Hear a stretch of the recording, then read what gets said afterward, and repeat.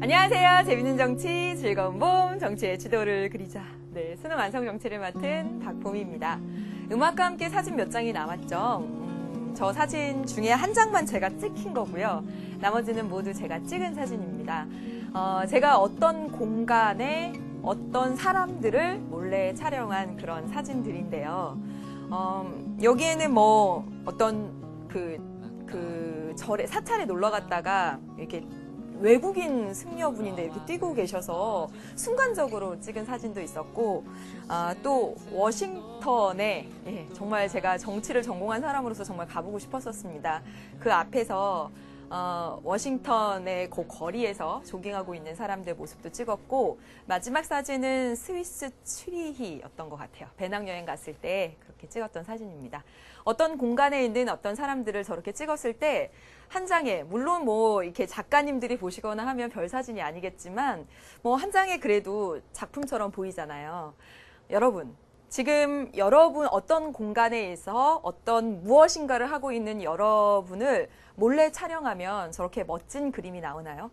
막 공부를 하느라 정말 골몰하는 여러분의 모습, 뭔가를 생각하는 여러분의 모습, 또는 친구들과 활짝 웃고 있는 여러분의 모습, 이런 사진이 찍히나요? 예, 그 질문을 좀 하고 싶었습니다. 여러분은 지금 누가 여러분을 몰래 촬영하면 매우 안 이쁜 사진이 나오지 않을까, 그런 생각을 해보면서 누가 나를 촬영했을 때, 내가 사진 속에 작품이 되었을 때 참 그럴듯한 모습으로 하루하루 살아가셨으면 좋겠다는 생각을 해봅니다. 많이 웃고요. 많이 생각하시고요. 열심히 공부하십시오. 그게 가장 멋진 그림입니다. 여러분에게. 오늘 이번 시간에 맞아요. 음악 추천은 민혜성 학생이 해준 생각의 여름의 골목바람이라는 노래였습니다. 오늘 이 시간은 17번째 주제 국제법과 국제기구로 나가게 되고요. 그래서 먼저 문제 찜꽁 해준 학생들부터 소개를 하도록 하겠습니다. 나와라. 테마 17의 1번 문제는 연세대 사회학과 13학번 정승희. 3번 문제는 엄마 뱃속부터 선생님 김서정. 5번 문제는 고려대학교 국어교육과 13학번 강경민. 7번 문제는 독하디 독한 악바리 우리. 8번 문제는 연세대학교 4학과 13학번 성오현 학생이 친해주었습니다.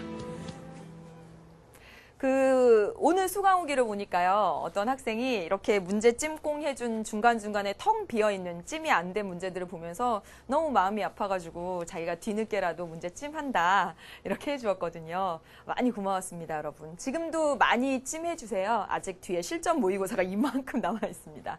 예, 그러면 여러분, 오늘 이 시간은 국제법과 국제기구가 되는데요. 지난 시간에 이어서 국제사회의 발달 남은 문제들 해결하고 국제법과 국제기구로 가도록 하겠습니다. 여러분, 우리 교재의 109페이지 4번 문제부터 가도록 하겠습니다. 여러분, 지난 시간에 어떤 공부를 했는지 잠깐만 떠올려 보도록 할게요. 지난 시간에 처음으로 국제 정치 파트로 넘어왔습니다. 4단원으로 넘어왔죠.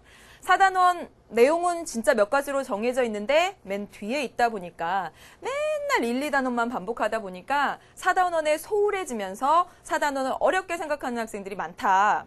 그런데 조금만 주의 깊게, 정말 몇 번만 1, 2단원 본 것에 한 반 정도만 시간 투자를 해도 4단원은 충분히 정복할 수 있다라고 말씀을 막 드렸었습니다. 지난 시간에 국제정치 파트 처음 나가면서 우리 가장 처음 배웠던 것들 뭐였냐면 국제정치, 국제사회의 발달, 국제사회의 발달이라고 해서 베스트팔렌 조약 이후에 주권 국가들이 생기면서 국제사회가 형성되고 1차 세계대전, 2차 세계대전을 거치면서 국제사회가 발달하게 되었더라 하는 거 하나 배웠죠. 네, 기억나시나요? 여러분, 문제 1번, 108페이지 문제 1번을 통해서 확인했습니다. 108페이지 문제 1번을 잘 정리해 두세요. 두 번째 배웠던 것은 뭐냐면 국제사회를 바라보는 관점. 그래서 이상주의와 현실주의 두 가지 있습니다. 기억하시죠?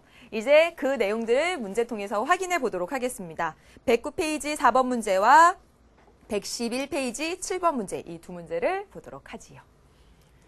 문제를 풀어보겠습니다. 영민이 잘 보세요.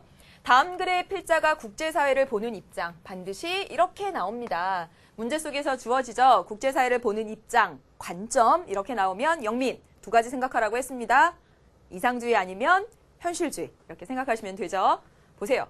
국가 간의 외교에 있어서 양자회담보다는 다자회담이 집단 안보 체제의 정신을 더 구현한다라고 했습니다.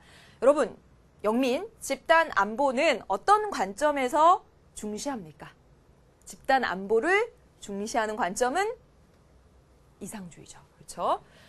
남북 문제에 있어서 북한은 미국과의 양자회담을 우선적으로 주장하죠. 하지만 남한은 남한과 북한이 미국, 중국, 일본, 러시아와 함께 모이도록 하는 육자회담을 더 선호하고 있습니다. 따라서 보면 남한은 다자회담을 선호하고 있고 그것이 보다 더 집단 안보 체제의 정신을 구현한다라는 거죠. 남한 입장과 북한 입장이 좀 다르네요.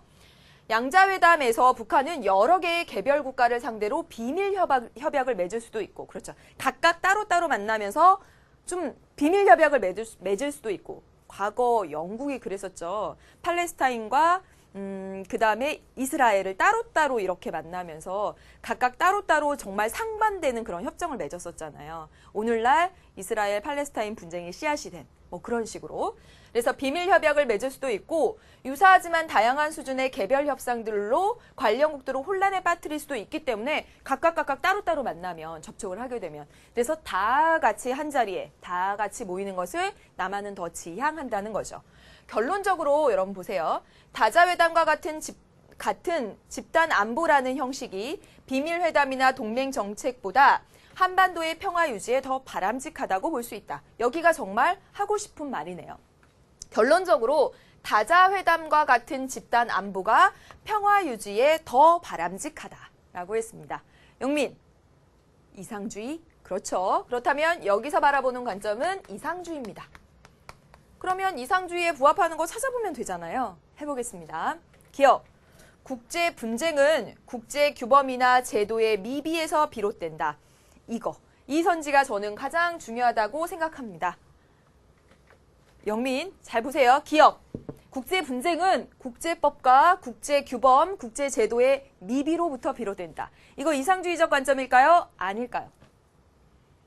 이상주의적 관점이 맞죠. 여러분 잘 보세요. 국제 분쟁이 일어나는 이유는 국제 규범이나 제도가 잘 마련되어 있지 않아서, 다시 말하면 국제 규범이나 제도가 잘 마련되어 있으면 분쟁이 일어나지 않을 것이다. 다시 말하면 국제 규범이나 제도를 신뢰하는 거죠. 신뢰하고 있는 거죠. 발음 왜 이러지? 신뢰하고 있는 거죠. 다시 보세요. 국제 분쟁은 국제 규범이나 제도의 미비에서 비롯된다. 이게 잘 마련돼 있지 않아서, 잘 마련되면 국제 분쟁 안 일어난다. 이 말은 이것들을 신뢰하고 있다는 말. 이상주의적 관점에서 국제 규범, 국제 제도, 국제 기구 이런 것들을 신뢰하잖아요. 현실주의에서는 힘을 믿고요. 그래서 이거 맞는 얘기가 됩니다. 니은 보세요. 국제연합은 국제 분쟁을 해결할 수 있는 효과적인 장치이다. 맞아요. 영민, 맞죠 이건? 당연히 맞다고 고르셨죠. 대표적으로 국제연합이 집단 안보 체제의 예가 되니까 계속했던 부분입니다. 그래서 기억, 니은 모두 맞네요. 디귿 보겠습니다. 국가나 세력 간의 힘의 균형을 통해서 패권 국가의 출현을 막아야 한다. 힘의 균형, 세력 균형. 바로 어디? 현실주의에서. 이건 현실주의에서 말하는 거죠. 그래서 우리 바로 뒤에 문제에서도 보겠지만 유럽 대륙에서 패권 국가, 아주 센 국가의 출현을 막기 위해서 영국이 프랑스가 셀 때는 독일을 지원해주고, 그래서 비등비등하게, 독일이 셀 때는 프랑스를 지원해서 비등비등하게 이렇게 균형을 맞췄다고 하잖아요. 패권 국가가 등장하는 걸 막기 위해서 힘의 균형, 세력 균형으로서 평화를 유지할 수 있다고 믿는 것은 현실주의 시각이죠. 그래서 디귿은 부합한다고 볼 수 없고요. 리을 보겠습니다.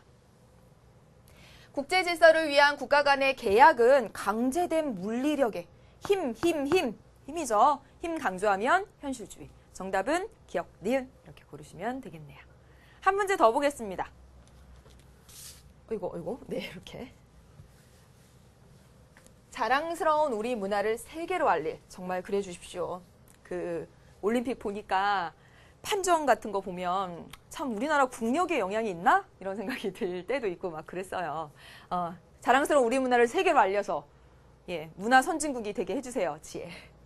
다음은 인터넷 백과사전에서 A를 검색한 결과입니다. A가 뭔지 살펴보도록 할게요. 다수의 국가군들 간의 세력의 균형 관계를 유지함으로써 관계 국가들의 국가적 이익 추구를 용이하게 하려는 국제 정치상의 원리 또는 정책이다. 요게 가장 눈에 들어오네요. 더 가보겠습니다. 사례, 유럽 대륙의 강대국이 출현하는 것을 두려워한 강대국, 아까 전에 방금 전 문제의 진술로 보면 패권 국가라는 진술로 써도 됩니다. 패권 국가가 출현하는 것을 두려워한 영국이 프랑스가 강해지면 독일을 지원해서 균형을 맞추고 독일이 강해지면 프랑스를 지원했던 것, 이게 대표적인 사례가 된대요. 여러분 이거 뭘까요? 지혜 이거 뭘까요? A는 바로 세력 균형입니다. 세력 균형. 그래서 세력 균형의 의미를 찾아봤더니 다수의 국가 군들 간의 세력의 균형 관계를 유지함으로써 국가들의 이익의 추구를 용이하게 하려는 것, 이렇게 하면 되고, 사례 이거 하나 나왔고, 또 사례 보세요. 제1차 세계대전 전에 독일, 오스트리아를 중심으로 하는 제국주의 국가와 영국, 프랑스를 중심으로 하는 제국주의 국가 간의 관계, 이렇게. 또는 2차 세계대전 전에 전체주의 국가와 연합국 사이에서 전개된 정책, 이런 거 모두 세력 균형 정책, 힘의 균형을 보여주고 있는 것이다. 여러분, 방금 전 문제는 집단 안보 체제라고 해서 이상주의적 관점에 해당되는 걸 물었다면 이 문제는 세력 균형하고 나왔으니까 지혜 현실주의적. 그렇죠? 그래서 현실주의적 관점에 해당되는 걸 골라보도록 하겠습니다. 기억, 국제사회에 대한 현실주의적 관점에 바탕을 두고 있다. 바로 나왔네요. 맞죠? 두 번째, 제2차 세계대전 후에 미수를 중심으로 양극체제에서 나타났다. 그렇죠. 미국 쪽의 자유주의 진영, 그리고 소련 쪽의 사회주의 진영, 두 개 이렇게 힘의 균형, 그래서 냉전이라는 모습으로 나타났죠. 맞습니다. 다음 보겠습니다. 국제연합의 UN 평화유지군 파견도 같은 맥락에서 이해할 수 있다. 국제연합, UN. UN은 여러분 집단 안전보장 체제, 이상주의를 보여주고 있는 거라고 계속 얘기했잖아요. 그러니까 이거 아니죠?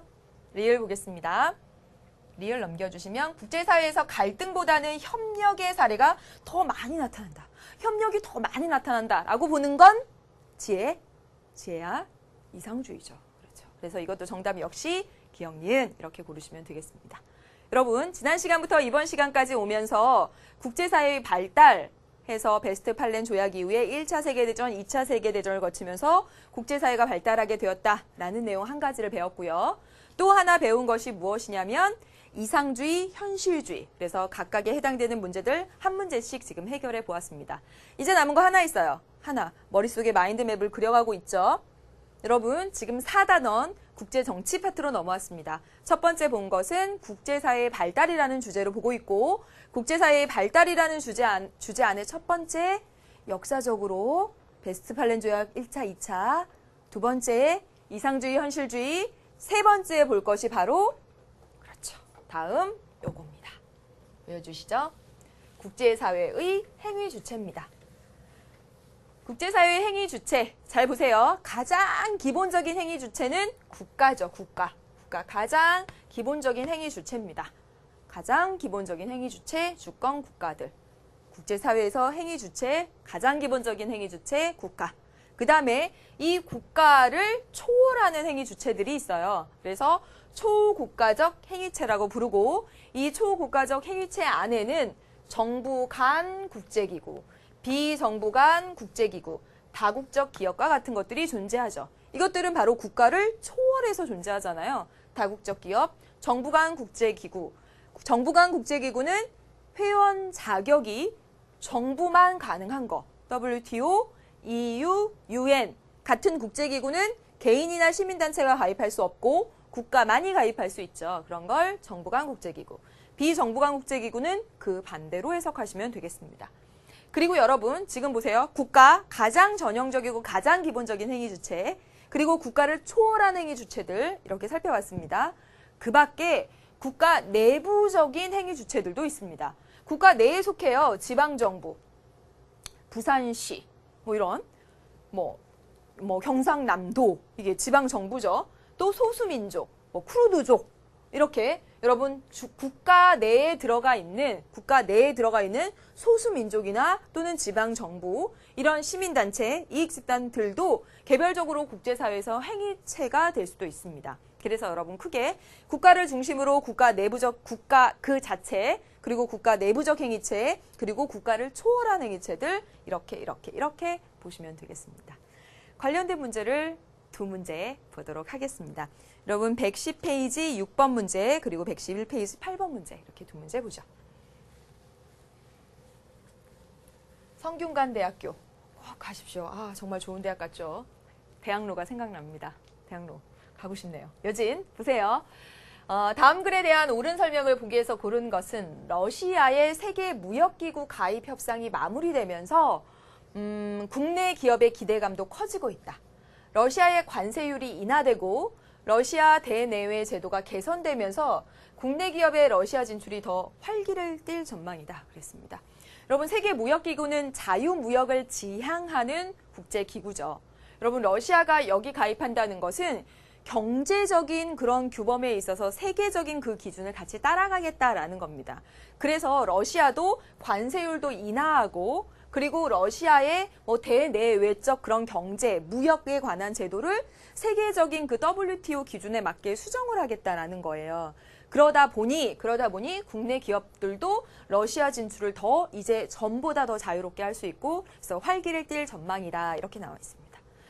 해외 각지에 현지 공장을 설립한 국내 대기업은 이미 러시아의 WTO 가입과 관련해서 새 경영 시나리오를 준비 중이고요. 어떤 박사님은 러시아 제도가 불투명한 것이 굉장히 많았는데 예전 공산주의였다가 이제 이렇게 자유주의로 온 나라들이 좀 그렇잖아요. 그런데 국내법을 계속 개선해야 하고 다자적 차원에서 감시를 받아야 하기에 투자하기 좋은 환경으로 바뀔 수가 있고 이제 WTO 가입하고 그러면서 이 WTO의 감시 그리고 여러 이런 감시를 통해서 그런 불투명한 것들을 개선해 나가고 그러면서 오히려 투자하기 좋은 환경이 될 것이다. 또 중앙정부의 독점 구조가 점차 깨지면서 시베리아 등에서 국내 기업의 자원 프로젝트는 한층 탄력을 받을 수 있을 것이라고 막 기대를 하고 있네요. 그렇다면 이제 문제를 풀어보도록 하겠습니다. 기억, WTO, 세계무역기구 나왔습니다. 예, 이것은 국제사회에서 중앙정부로 기능하고 있다. 여진, 이거 맞나요? 중앙정부로 기능하고 있다. 우리나라의 중앙정부는 경제, 정치, 사회 모든 분야에서 관여를 하고 있죠. 여러분, 지금 WTO가 국제사회의 중앙정부, 여진, 중앙정부라고 할 수 있어요? 그렇지는 않죠. 사실 국제사회의 특징, 국제정치의 특징은 뭐냐면 중앙정부가 미비하다는 것이고 없다라는 것이고 여기서 지금 세계무역기구는 어떤 경제적인 측면에서 뭐 공통의 규범을 마련할지언정 중앙정부라고 할 수는 없는 거죠. 그래서 틀렸습니다. 니은, 기억, 니은 모두 세계무역기구 그리고 해외 각지의 현지 공장을 설립한 국내 대기업. 여진 뭐라고 부를 거예요? 뭐라고 부르죠? 이거? 다국적 기업이라고 부를 거죠. 그러면 WTO 같은 정부 간 국제기구 또는 다국적 기업 등은 모두 초국가적 행위체에 해당하죠. 맞네요. 맞습니다. 다음 보겠습니다. 디귿 볼까요? 디귿 어디 있습니까? 디귿. 오? 디귿. 아, 디귿이 이걸고 디귿을 막 찾았어요.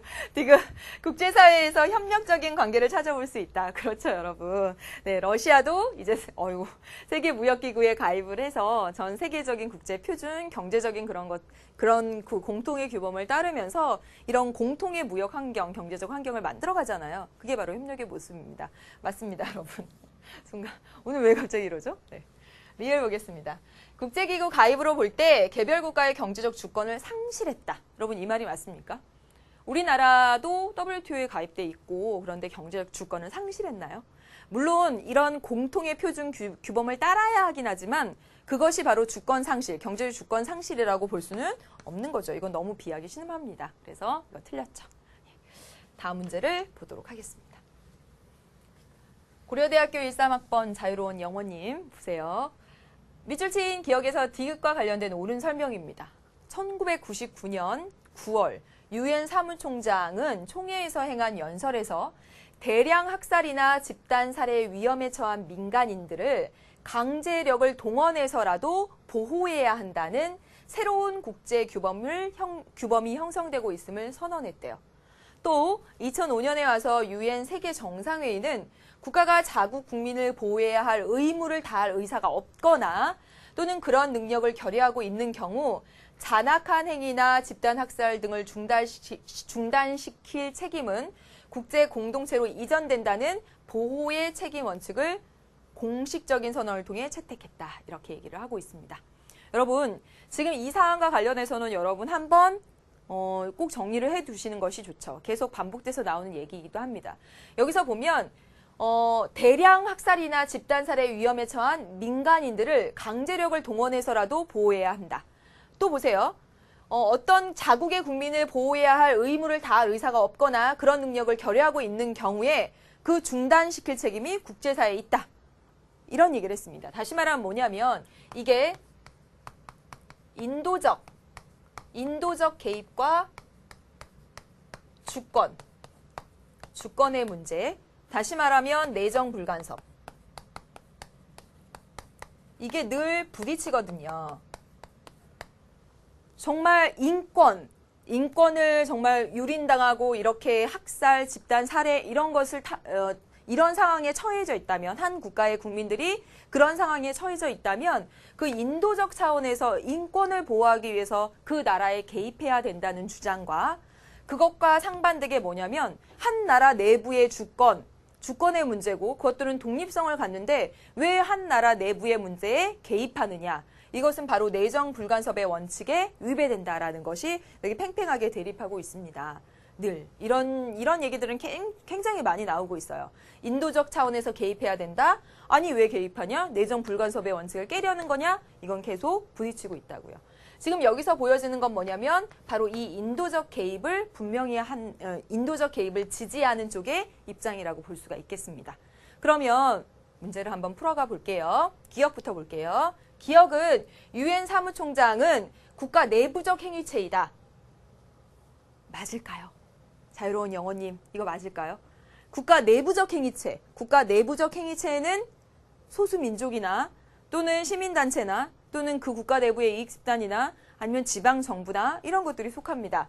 여러분, 이 유엔 사무총장을 어느 한 국가 내부의 행위체라고 할 수 없는 거죠. 없습니다. 틀렸습니다. 2번, 니은 유엔 세계 정상회의는 인도적 개입 원칙에 관한 합의가 존재하지 않는다고 본다. 맞나요? 영호님, 이거 맞나요?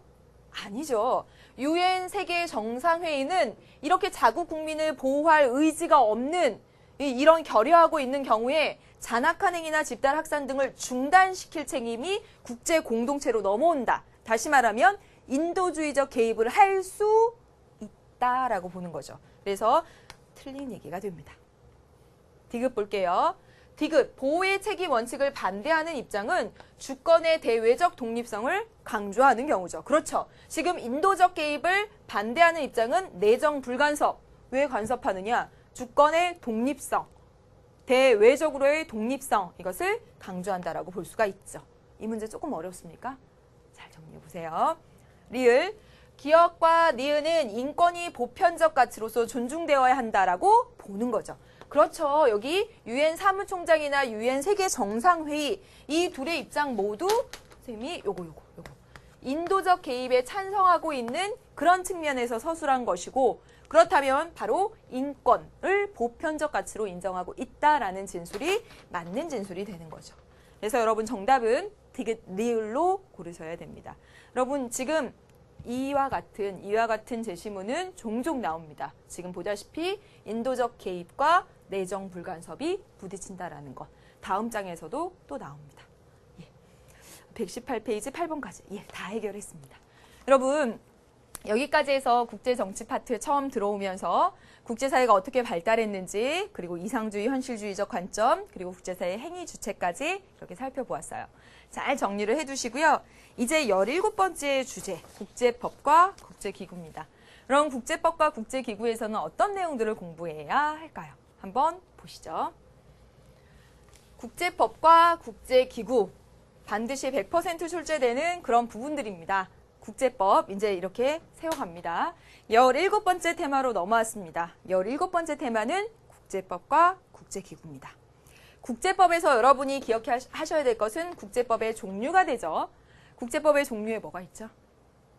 조약, 국제관습법, 법의 일반 원칙. 이렇게 소곤소곤 하는 거 싫다 그랬는데 조금 이따 다 말씀드릴게요. 국제법과 국제기구를 배웁니다. 국제법에는 국제법의 종류 먼저 아셔야 되겠고 국내법과 비교해서 어떤 특징들이 있는지 이건 외우지 않으셔도 다 압니다. 어떻게 해요?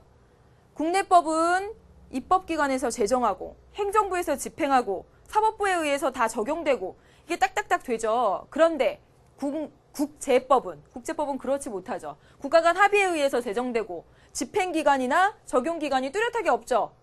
맞죠, 여러분? 바로 그런 강제력이 좀 약하고 바로 그런 얘기들입니다. 기능과 한계, 국제기구 보도록 하겠습니다. 국제기구의 분류라고 해서 회원 자격에 따라 어떻게 분류하는지 그리고 지리적 범위에 따라 어떻게 분류하는지 기능적 범위에 따라 어떻게 분류하는지 이 내용들은 여러분 암기하고 계셔야 됩니다. 왜냐하면 단독으로 출제되기보다는 선지로서 구성될 확률이 매우 있습니다. 예, 그러니까 국제기구의 분류 기준 그리고 국제연합 아주 중요하죠. 다시 정리하겠습니다, 여러분. 국제법과 국제기구입니다. 국제법에서 여러분 공부하실 건 국제법의 종류 그리고 국내법과의 차이점 정도로 생각하시면 되겠습니다. 그리고 국제기구는 국제기구의 분류 기준 그리고 국제연합 이렇게입니다. 그럼 먼저 여기 국제법의 종류부터 살펴보도록 하지요. 첫 번째 보세요. 국가와 국제기구 간 명시적인 합의에 의해서 성립된다. 그리고 이건 문서의 형태로 존재한다. 여러분, 이 국제법의 종류 뭡니까? 조약이죠, 조약.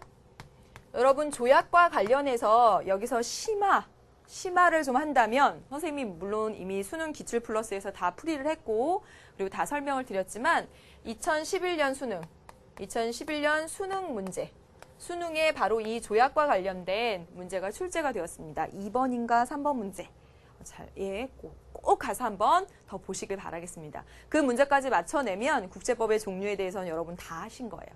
그래서 국가 간에 한미, FTA 이렇게 한일, 한미 상호방위 조약 또는 협정이라는 이름으로 끝나게 되고요. 국가 간에 체결되기도 하고 또는 국가와 국제기구 간에 체결되기도 합니다. 국가끼리만 하는 것이 아니라 한, EU 이렇게 체결되기도 합니다. 또한 두 나라끼리만 하는 것이 아니라 두 나라 이상 많은 나라들이 같이 체결할 수도 있습니다. 그래서 명시적, 눈에 보이는 문서의 형태로 존재하고요. 그것을 체결한 체결 당사국에게만 적용됩니다. 그래서 한미 상호방위 조약을 일본에게 강요할 수 없는 거죠. 한일 어업협정을 중국에게 강요할 수 없다라는 얘기가 바로 이 얘기가 됩니다. 되셨나요? 이제 보겠습니다. 요거. 오랜 관행이 법적 확신을 얻은 규범이고요. 불문화됐다라고 했습니다. 다시 말하면 문서의 형태로 존재하는 것이 아니다라고 했어요. 그래서 예를 들어서 보니까 외교관의 면책특권, 외교관의 경우에는 책임을 묻지 않는 특권, 내정 불간섭의 원칙, 포로에 대해서 인도적 대우를 한다. 이런 것들은 별도로 가서 문서로서 서로 합의하고 이런 과정을 거치지 않아도 이게 오랜 관행이 법적 확신을 얻어서 국제법화된 이게 바로 국제관습법이 되죠.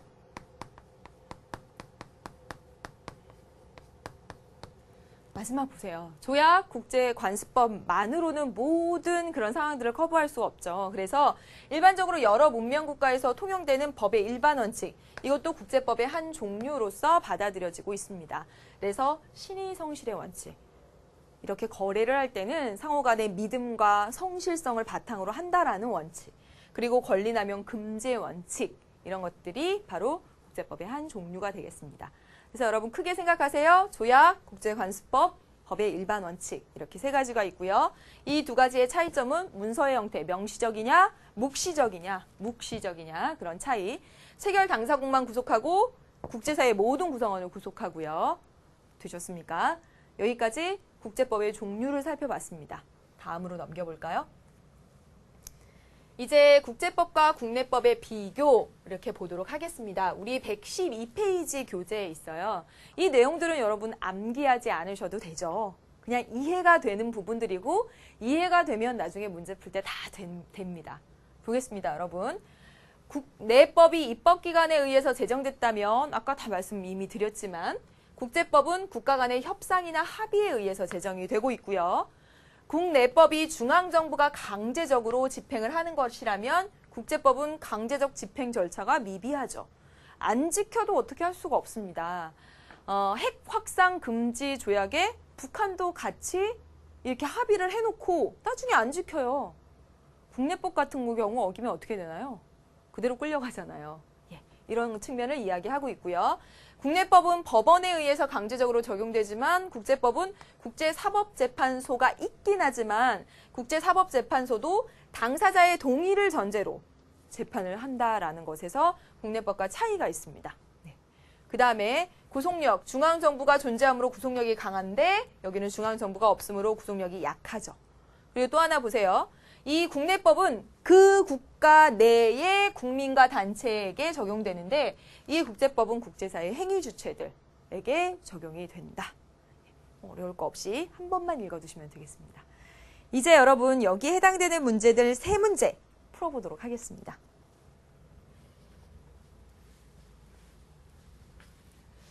연세대 사회학과 13학번 승희 보십시오. 승희 연습 많이 들었는데? 예, 많이 들었네요. 정승이군요. 다음 글에서 설명하는 국제법의 특징 이렇게 나왔습니다. 방금 전에 봤죠? 국내법과 비교해서 보니까 국제법의 특징을 더 잘 알 수 있었습니다. 한번 그 생각을 해보면서 국가 간의 합의나 이런 것을 통해서 만들어지고 그리고 집행이 이렇게 강력한 구속력을 갖는 집행이 어렵고 등등 그런 것들이 국제법의 특징이었죠. 보겠습니다, 여러분. 이런 문제는 전형적으로 보시면요. 바로 이 지문에서 말하고자 하는 바가 뭔지를 먼저 요지를 정리하시고 여기로 내려가야 합니다. 왜냐하면 1, 2, 3, 4, 5번 선지들이 다 너무너무 그럴듯하니까 여기서 여러분 생각을 한번 딱 정리를 하시고 도대체 이 지문에서 말하고자 하는 바가 뭔지를 정리하시고 여기로 내려가야 돼요. 이런 형태가 바로 제시문 분석 형태가 되는 거죠. 보겠습니다. 효과적인 법 체계는 법의 지배를 받는 사람들이 공유하는 규범을 대표한다. 효과적인 법 체계. 법이 아주 효과적으로 잘 굴러가려고 그렇다면 이 법의 지배를 받는 사람들이 공유하고 있는 규범을 대표하는 경우에. 조금 어려운 말이네요. 더 가보겠습니다. 설명이 돼 있으니까. 사회가 있으면 법이 있다는 로마법의 개념에 의하면 공동체가 공유하는 가치는 법 체계 형성의 최소 조건이다. 사회가 있으면 법이 있다는 로마법 개념에 따르면 잘 보세요. 공동체가 공유하는 가치는 법 체계 형성의 최소 조건이래요. 다시 말하면 어떤 한 나라 내부의 국내법은 그 사회에 존재하는 가치, 공유된 가치를 기반으로 해서 법이 만들어진다라는 거죠. 그런 얘기가 되죠. 다 같이 공유하고 있는 인식, 의식, 가치 그런 것들을 기반으로 해서 법이 만들어지고 있다는 겁니다. 이 말이 조금 어려우면 예를 들어 볼게요. 외국말 하는 거 같죠? 아시아의 어떤 나라들의 경우에 이슬람을 믿는 아시아의 어떤 나라들의 경우에 여성들이 바지를 입는 것이 금지된 나라들도 있고 그리고 여성들이 맥주를 거리에서 마시는 것이 금지된 나라들도 있습니다. 그래서 그에 따라서 바지를 입거나 맥주를 마시면 처벌하는 법 규정이 있죠. 그 사회에 공유된 가치를 기반으로 해서 법이 만들어지는 겁니다. 우리 사회에서 그 법이 만들어지지 않는 이유는 그와 같은 상황에 대해서 우리 모두 공유하고 있지 않기 때문이에요. 이해되십니까? 그래서 한 사회가 공유하고 있는 가치에 기반해서 그 사회의 법이 만들어진다라는 거죠. 그랬을 때 그 법이 효과적으로 작동하고 사람들이 잘 지키게 되는 거죠. 이해되셨습니까? 그 얘기입니다. 그러나 여기서부터 보세요. 그러나 오늘날 문명의 충돌과 서구 중심적 질서에 대한 테러 분자들의 반대에서 나타나는 것처럼 국제사회는 문화적으로나 이념적으로 다원적이며 잘 보세요. 여기 국내법은 그 사회의 공유된 가치를 기반으로 해서 만들어지는데 국제사회의 경우를 보니까 정말 다원적인 가치가 있다는 거죠. 다원적 가치. 이 다원적 가치를 모두 종합해서 국제법을 만들어야 되는데 이게 얼마나 어렵겠습니까? 맞죠, 여러분? 어떤 가치는, 어떤 사회의 가치는 여자가 바지를 입고 맥주를 마시면 안 된다는 가치가 있고 어떤 사회의 가치는 왜 안 되냐고 바지도 입고 맥주도 마실 수 있다라고 믿는 가치들이 있는데 이렇게 다원적 가치들을 모두 포괄하는 국제법을 만들기란 어렵겠죠.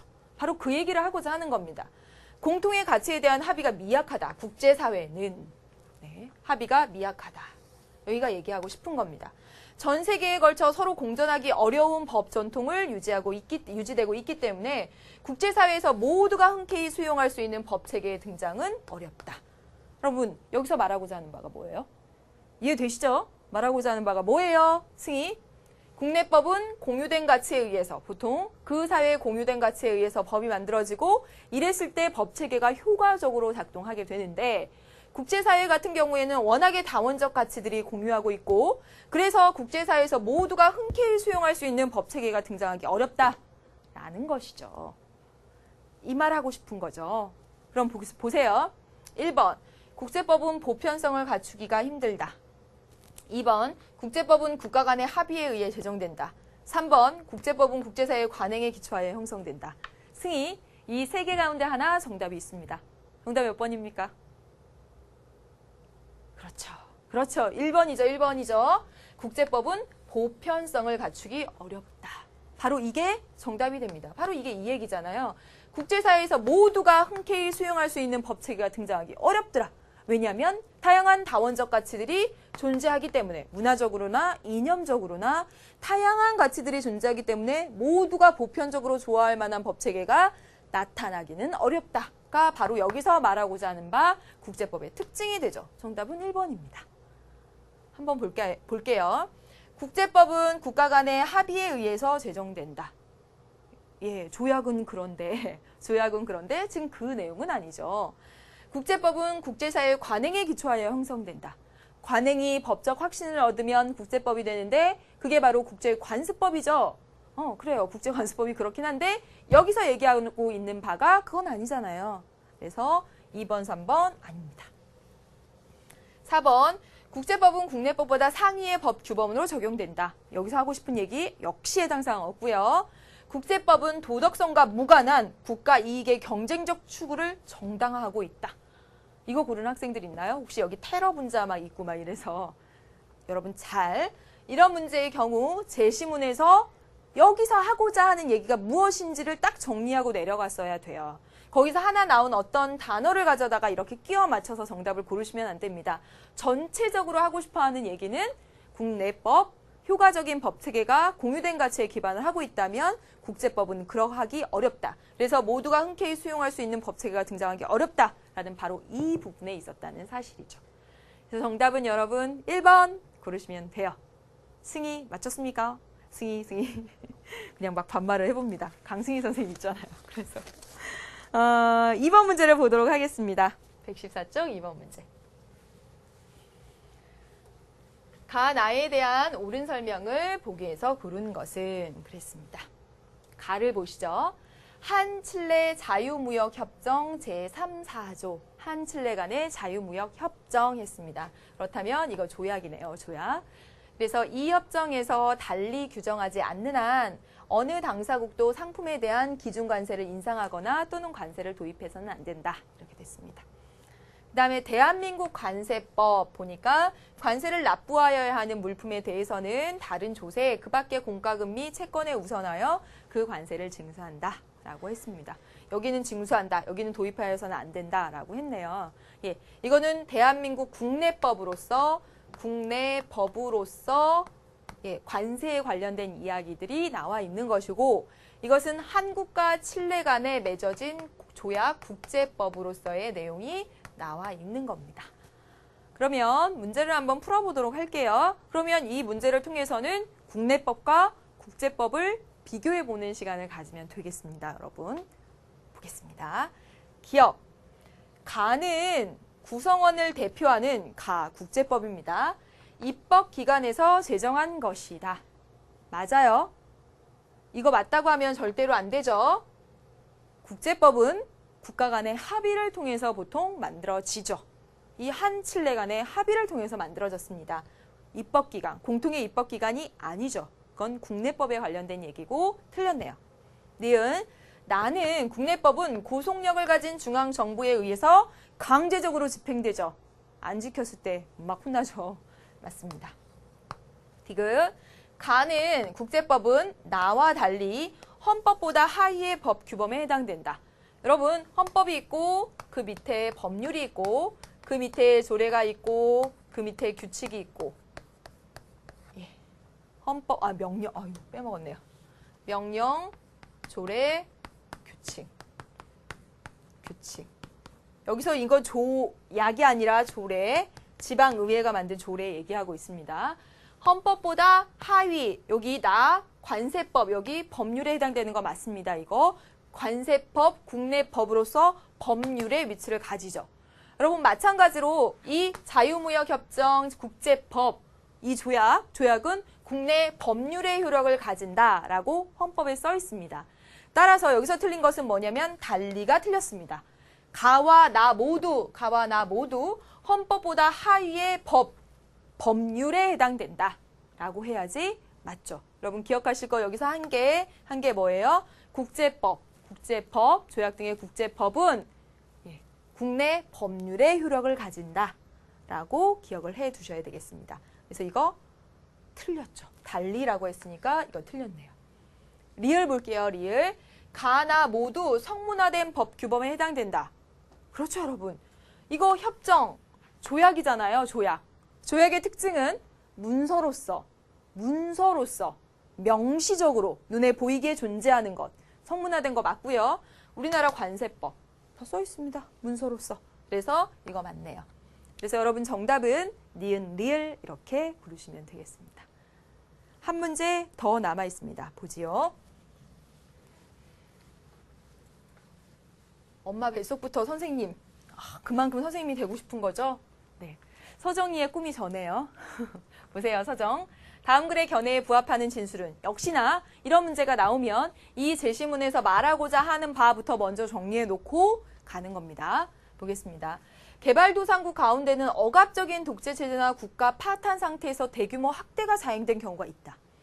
더욱이 근대 기술의 파급은 독재를 강화하고 저항을 어렵게 하며 사륙을 더욱 대규모화하고 있죠. 그렇죠. 근대 기술의 파급은 예를 들면 핵무기 어떤 그런 기술적인 과학기술의 발달이 오히려 대량 살상을 가능하게 하고 있잖아요. 이러한 경우 외부로부터의 개입은 필요하다고 할 수 있으나 그랬습니다.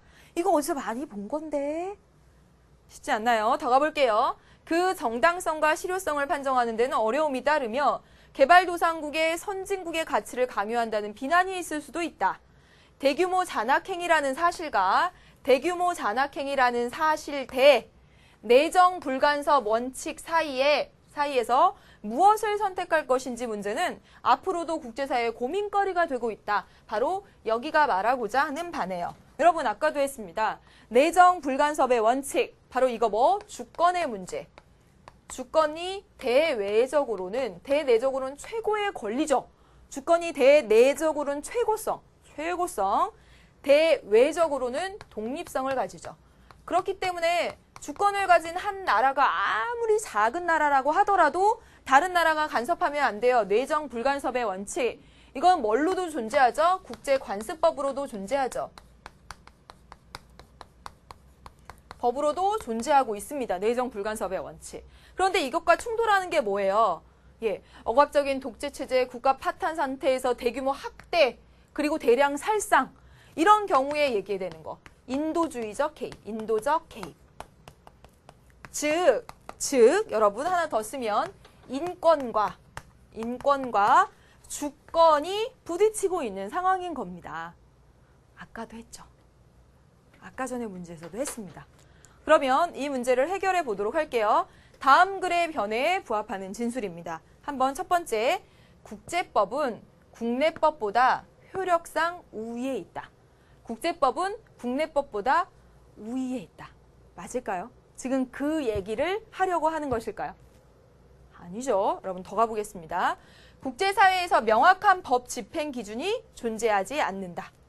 여러분, 국제사회에서 명확한 법 집행 기준이 존재하지 않는다. 이거 맞을까요? 여러분, 이게 정답입니다. 왜요? 이 문제 좀 어려웠습니다. 잘 마지막 문제를 보세요. 여러분, 이 내정 불간섭 원칙이라는 것이 국제관습법, 국제법이죠. 그런데 이 국제관습법이 이 국제법을 이 대규모 잔악행위라는 사실과 이 국제법 이 사이에서 무엇을 선택할 것인지의 문제는 고민거리래요. 이 법을 어떻게 적용하고 어떻게 집행할지는 고민거리다. 바로 그 얘기를 하고 있는 거잖아요. 바로 이 얘기죠. 국제사회에서 명확한 법 집행. 이게 국제관습법의 하나인데 이것을 어떻게 어떤 때 집행하고 어떤 때 집행하지 않을 수 있는지 그 명확한 기준이 지금 부재한 상황이죠. 그래서 끊임없이 인권과 이 내정 불간섭 원칙 사이에 이렇게 대립이 있잖아요. 의견 대립이 있는 거죠. 그래서 정답은 2번이 됩니다. 더 한번 가볼게요. 내정 불간섭은 인도적 개입보다 상위의 국제행위 준칙이다. 만약에 이처럼 3번처럼 내정 불간섭이 항상 인도적 개입보다 상위. 그래서 내정 불간섭의 원칙에 따라서 일을 처리하면 부딪힐 일도 없죠. 그런데 지금처럼 항상 인권과 주권 사이에 이렇게 부딪힌다고 하는 것은 이것의 적용 기준이 명확하게 마련되어 있지 않다라는 얘기가 됩니다. 그래서 정답 2번이 되는 거예요. 4번 가보겠습니다. 이념과 제도를 달리하는 국가들 사이에 내정 간섭은 허용하지 않는다. 이런 얘기 아니죠. 그 다음에 보겠습니다. 5번. 네. 국제사회는 다원적 가치를 공유하는 국가들로 인해 평화로운 상태이다. 지금 보시기에 여러분 평화로워 보입니까? 아니죠. 그렇죠? 그래서 정답은 아까 2번 이렇게 고르시면 되겠습니다. 여기까지 해서 여러분 국제법 부분을 살펴보았습니다. 국제법 부분에서 여러분 국제법의 종류 그리고 지금 보셨다시피 국제법 관련해서 주권, 내정 불간섭의 원칙이라는 그런 국제법과 인권이 대립하는 그런 문제들 그리고 국내법과 비교해서 이렇게 한번 정리를 해주실 필요가 있겠습니다. 여러분 이제 다음 시간에 뭘로 넘어가냐면요. 국제법과 국제기구에서 국제기구로 이제 넘어가게 됩니다. 국제기구에서 여러분 국제기구에서 중요한 것은 국제기구의 분류 그래서 회원 자격에 따라서 그리고 지리적 범위에 따라서 그리고 그들의 기능적 범위에 따라서 두 가지로 분류 기준이 있습니다. 그건 여러분 반드시 공부하셔야 되고요. 다음 시간에 또 진짜 중요한 거의 100% 출제된다고 생각하고 공부해야 되는 국제연합에 대해서 공부를 해보도록 하겠습니다. 여러분 고생 많으셨고요. 다음 시간에 만나도록 하겠습니다. 안녕.